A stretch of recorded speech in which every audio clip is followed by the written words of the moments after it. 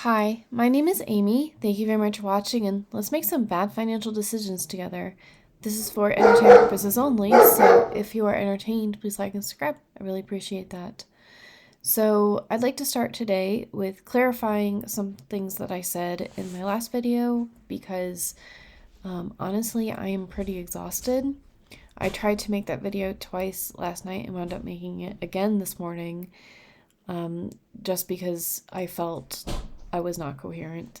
So, basically, once that comment happened that said, well, you are invested enough to own 100, like you have enough money to invest 100 shares of MicroStrategy. I looked at MicroStrategy and it's $303 right now, which you have to buy 100 of them. So that's 30,398 if I just bought MicroStrategy. So I took stock of what I actually own for stocks, and if I sold literally everything, including Misty, I have 26,536. So then the logical leap was like, okay, well, what can I do to spend less money to get into MicroStrategy than $30,000?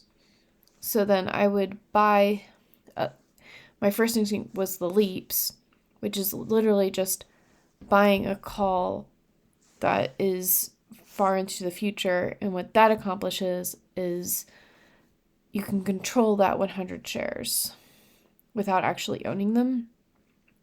And then you can sell cover calls on them. So that's a poor man's cover call. That was my first instinct. But the poor man's cover call is like $20,000.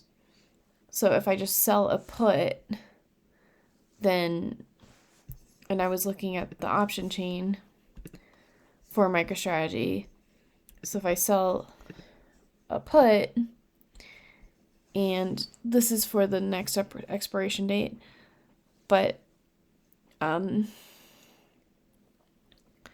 like I could do 29,000 or 2875 and get, $600, $700, $1,000 a week. And selling a put has the benefit of it's the dividend wheel straight up. When you buy a long-term call and you use that to sell calls, Robinhood doesn't let you get assigned. So you have to buy what you're assigned, like what you bet on at the end of the week. Like you have to close that out. So for anything Bitcoin related, I think because of the implied volatility being relatively high, I would rather just do a dividend wheel because if I get assigned at, like it's at 303 right now, if I put it at 297.5 and I got assigned it, so I paid $297 instead of $303 right now. So it's still at a discount compared to what I would have had if I just bought it right then. And then I'll just turn around and, go into 1 week into the future and just sell a call. And this also on this side has a good premium. So that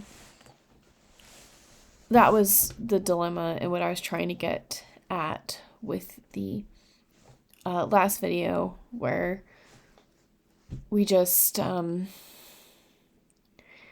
what can I say? I am fascinated with MicroStrategy now that I know about Misty, and I would be very sad to see that my paid off shares get sold. But if it's because I'm getting into the underlying and it doesn't have the same challenges that owning yield max and those risks that are involved with yield max, it's not that options trading doesn't also have its risks, but you have more control It's still true that YieldMax is probably still more tax efficient with how those shenanigans that they do for accounting. But my parents and my oldest niece came over this weekend, and we've been playing with the sheep all day. I went to Lowe's to pick up more straw. My niece took them out. It's fine. But my niece wanted to watch Wicked with me because she knows that I love the musical. And so I went over with my laptop, and I was working on something for YieldMite. She asked what I was working on, and she was like, I understand the concept, I just don't know what any of this is. So I told her, when you get your first job, I will sit you down and we'll figure out how to budget your money, basically. And then she was like, well, I know to get into good companies like Amazon. So I was like, yes, that and the S&P 500 would be really good. So right off the top of my head, I'm going to be like, get a custodial IRA. Try to get into high income ETFs because you're about to go into college and you want to be able to focus on college, and finances are weird in college. I mean, they can always go to a trade school or whatever, but whatever education they want, these beginning years of when they're first starting out is when they have the least amount of wages.